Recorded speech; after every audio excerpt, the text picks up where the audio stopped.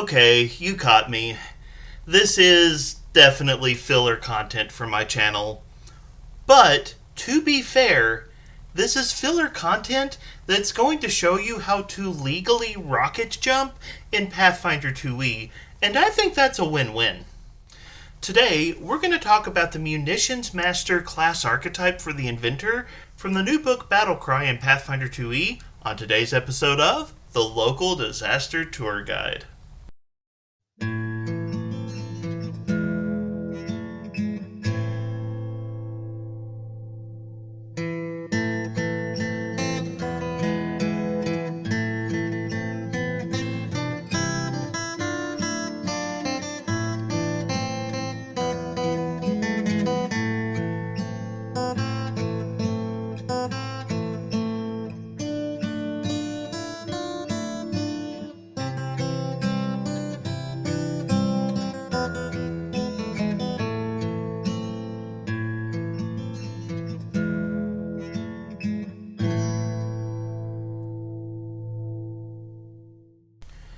Hello, travelers and tourists. My name is Mark, and I am the local disaster tour guide. That's right, I am a storyteller that's about to drop the hammer and dispense some indiscriminate justice. Is that the last dated video game reference in this video? Probably not, but we'll see how it goes. Welcome to a journey through the fantastic world of TTRPGs like Pathfinder and Starfinder, and welcome to a discussion of the Munitions Master class archetype for the Inventor from the new book Battlecry. The TLDW of today's video is actually pretty easy to give you. As part of the book Battlecry, Paizo has released a number of new archetypes, including the class archetype, the Munitions Master, which allows you to play an Inventor that runs around with their own custom light mortar siege weapon as their primary weapon. This is hilarious, the jokes basically write themselves, and Paizo, thank you so very, very much. This class builds off the Inventor from Guns and Gears, so you're going to need access to either that book or Archives of Nethys, but as long as you have the capacity to roll up an Inventor, this is an option that changes up the Inventor, allowing you to play a siege weapon specialist at your Pathfinder 2e table. I think this archetype looks like a ton of fun, and today we're going to take a brief overview of this archetype to show you what it has to offer and what kind of shenanigans you can drop in at your table. A quick channel update for everyone.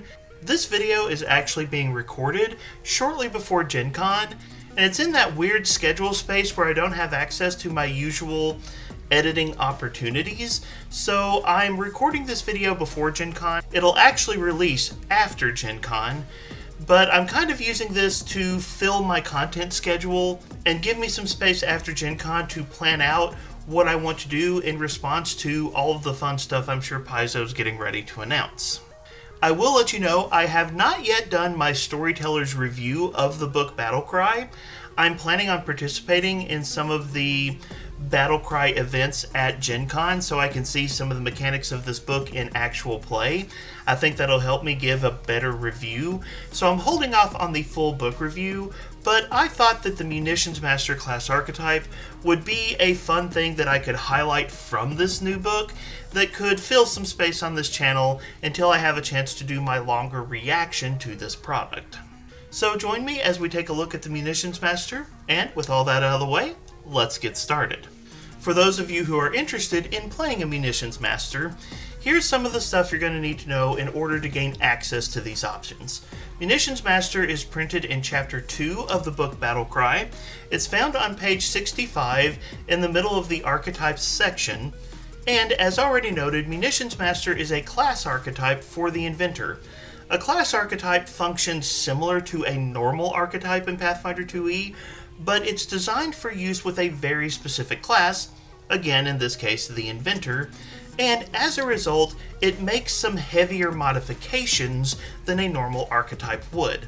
The Munitions Master class archetype is going to modify the Inventor from level 1. You're going to see some changes from the very beginning with this class, and then it'll give you a mandatory dedication feat that you need to take at 2nd level that will then allow you to access the wider range of options available under this class archetype as you level up. Now, the core of the Munitions Master, the selling point of this entire option, is the idea that you're playing someone who walks around with your own siege weapon into battle. That siege weapon is called a light mortar, and you'll see its stats over here. It starts out as a level 1 item. You see information about its ammunition, its usage, its crew, its speed when it's pulled or pushed across the battlefield. You see the actions you need to use to aim, load, and launch your light mortar. It has all of the necessary statistics for using the light mortar, but you may notice from these statistics they're a little different than your standard weapon in Pathfinder 2e, and that's because the light mortar is a siege weapon. Now, the good news is, Battlecry actually took the time to reprint the siege weapon rules in this book, so you don't have to have access to guns and gears in order to make use of siege weapons. You can find the rules for using siege weapons on page 99. This will give you everything you need to know. As long as you have access to Battlecry, you can understand the base statistics of the Munitions Master weapon. That being said, I would encourage you, if you're interested in playing this particular class archetype, I would say make sure you have access to guns and gears or access to the website Archives of Nethys, because a lot of this class builds off of things in Guns and Gears, such as the Inventor class, and to really get the most out of this class archetype, you're going to need access to some of the content in that book, but thankfully that is available for free on Archives of Nethys, so if you don't have Guns and Gears in your own personal possession, there are still ways you can take advantage of the Munitions Master. The big change to the Inventor class is this. It is the Light Mortar Innovation, which is going to replace your normal innovation as an Inventor. Inventors typically have access to one of 3 different innovations: a weapon innovation, an armor innovation, or a construct innovation, but as a Munitions Master, you must choose the Light Mortar Innovation. As you can see, the full rules on using the Light Mortar Innovation are going to take up a significant amount of space. You're going to have a little bit of reading to do. Your Light Mortar is considered a 2 bulk item. It takes an action to deploy, and you can pack your Light Mortar back up as a 2 action activity with the Manipulate trait, and you can wear your Light Mortar as a backpack, allowing you to keep your hands free while walking around if you so choose. Because the Light Mortar is a smaller siege weapon, it only takes 1 action to move the Light Mortar while it's deployed. And there's a number of different statistics for the Light Mortar that are going to be based on your level as an Inventor. So things like its HP, its hardness, its fortitude and reflex saves, things like that, those will go up as you level. Your innovation fires small cannonballs that are called carry shot. A group of 10 carry shot weighs 1 bulk and can be purchased for 5 silver pieces at most shops that sell ammunition. So Game Masters, if your players have access to this class archetype, they should have reasonable access to the ammunition necessary to play this class archetype. I know that seems simple, but it is worth saying. One thing I would like to note to someone who is interested in playing a Munitions Master, because the Light Mortar is a 2 bulk item and 10 shot is 1 bulk, the carrying capacity of your character could stretch a little thin if you don't invest in some strength when you're creating this character. So just be aware that carrying a cannon around the battlefield is probably going to come with some strength requirements. In addition to all of the base statistics of your Light Mortar, you also get to choose an initial modification for your Light Mortar among the 3 that are listed here. They are Contained Shrapnel, Enhanced Shrapnel, and Spring Loaded. Contained Shrapnel allows you to modify the carry shot that you're about to fire in such a way that you limit what the shrapnel does when it lands, and essentially it allows you to apply the non-lethal trait to your attacks. So as a Munitions Master, you can give your cannonballs the non-lethal trait if you so desire. Part of me does not desire to use the non-lethal trait with cannonballs. Part of me finds the idea of non-lethal cannonballs to be hilarious, so I guess there is some appeal here. Enhanced Shrapnel allows you to change the way that your shrapnel shatters when it lands. It's going to give your Light Mortar the versatile piercing and versatile slashing traits, meaning that every time you fire your Light Mortar, you can decide if it does its normal bludgeoning damage or if it does piercing or slashing instead. This is really great flexibility, and is probably my favorite of the three options for the Munitions Master. This is definitely something that's going to have some value throughout play. The final initial innovation option is called Spring-Loaded, and this allows you to deploy your light mortar as a free action. You just throw out your mortar and it just kind of sets itself up on its own. This is also pretty cool. I think I like Enhanced Shrapnel a little bit more, but Spring-Loaded is some pretty good action economy, so I wouldn't blame you if you found this option appealing as well. Munitions Master is going to modify some of the class features for the Inventor, and you'll see all of these modifications listed in the Archetype write-up. First up, you have Overdrive. Overdrive is going to allow you to add your overdrive damage to the light mortar, even though your light mortar technically doesn't make strikes.